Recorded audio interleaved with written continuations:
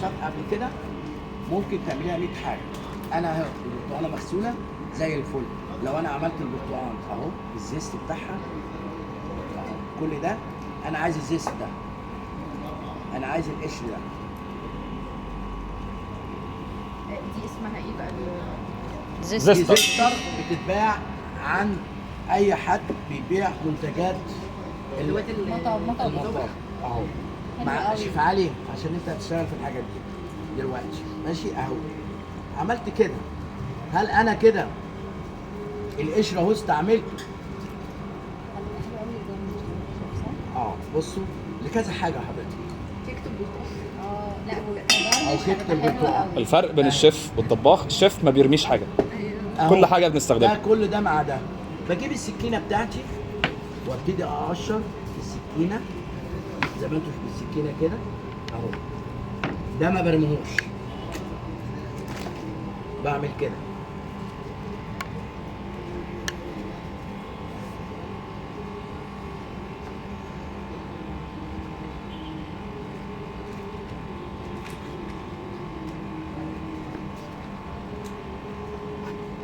قشرت البرتقاله زي ما انتوا شايفين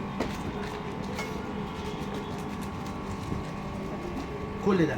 اول حاجه القشر ده، القشر ده بحطه لو انت عندك سيليكون ودرجه حراره الفرن 50. لو انت بتعملي كيكه بتعملي اي حاجه الفرن بيبقى سخن، بتسيبيه يهدى شويه عشان لسه سخن، وتحطي كل البرتقان اللي عندك وتحطيه فيه. حطيه فيه مطفي ماشي. لو انت عندك ميكروويف تعمليه في ميكروويف، يعني انت معاكي ده ومعاكي ده. والاير فراير، ترش عليه شويه سكر، ترش عليه شويه سكر ماشي، وتحطيه في الميكروويف. هيك شايفه؟ بعد ساعتين جربيه هتلاقيه دراي. سما؟ بصي بقى السر بقى، دراي هتستعملي في ايه؟ في كذا حاجه.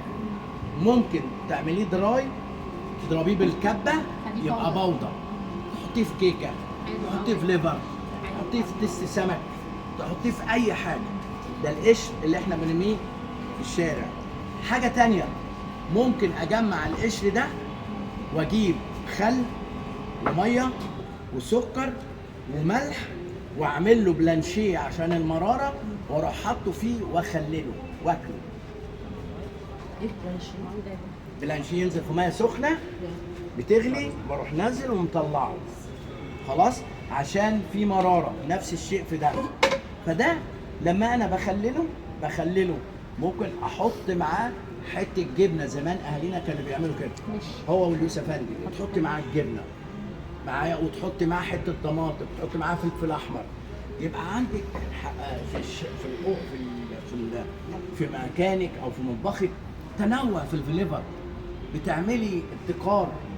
ممكن تاخديه كل ده بعد ما تخلليه تضربيه بالميكسر وتعملي سبريت، يبقى طعم يجنن. هم مش عارفوا بياكلوا ايه. اظن كده كلام واضح يا جماعه، مفهوم للكل.